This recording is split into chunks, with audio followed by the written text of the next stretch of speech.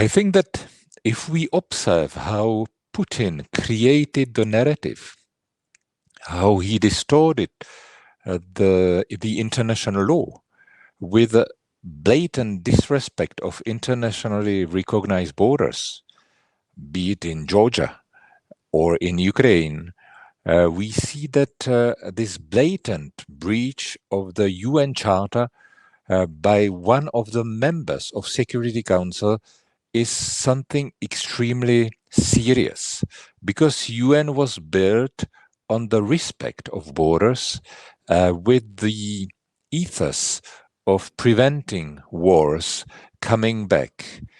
The behavior of Russia within UN in Security Council is important to follow since many years, during the Syrian conflict, for instance, or now with the Ukrainian war.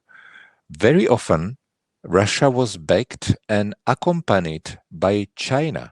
Chinese veto was extremely often when Russia wanted to veto something. We have heard from Putin and from Xi Jinping to connect Ukraine and Taiwan in one phrase, in one message. This is something disturbing, because if Putin succeeded to breach and disrespect UN Charter, we have to be extremely cautious, because Xi Jinping can do similar breach. By the way, the lessons we have learned in Hong Kong, when he completely ignored internationally recognized status of Hong Kong, is something that we should pay maybe much more attention to than usually. And I speak about Europeans. So you see a pattern there between the two authoritarian countries.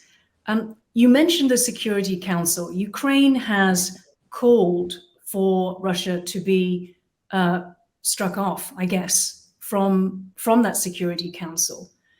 How likely would it be that Ukraine would get backing for that? I think that in the UN status, you have a full list of conditions each of the member states subscribed to respect by coming in the organization.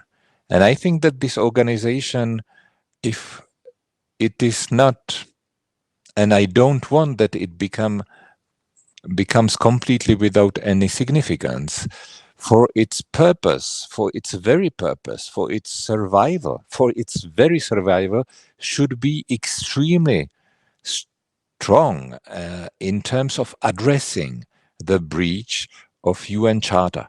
And if one of the members violating UN Charter at the same time in his capacity of member of the UN Security Council decides what is wrong and what is not wrong, there is a problem, and we have to address it.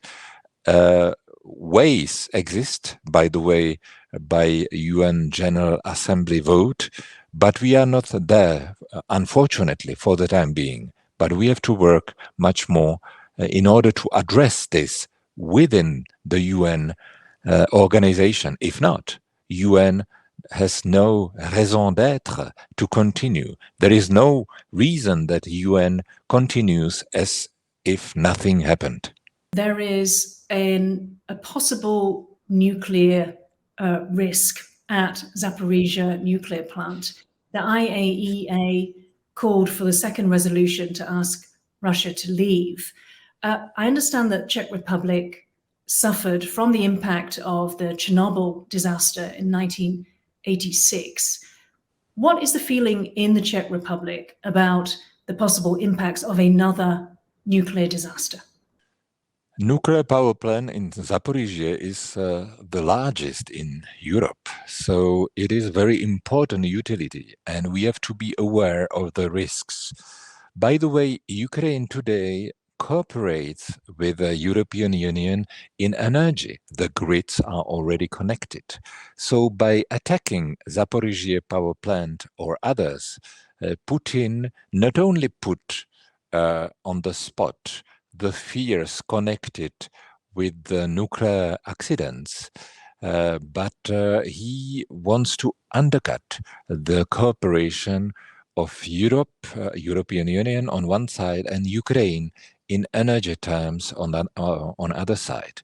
So this is a very tricky game. By the way, in IAEA, in the vote of a resolution you speak about, if I am not mistaken, Russia was against and China was also against. We see again that Russia and China operate together in order to create tensions in the Zaporizhzhia nuclear power plant, where Russian soldiers have nothing to do, but they have their armaments and weaponry. For the Czech Republic and the opinion, public opinion here, the memories of the Chernobyl disaster are still vivid for a certain generation. We live very far, but because of the wind, we were also partly exposed to the radiation. Yes, people have fear from any accident of nuclear power plant, and Russia plays with the fire.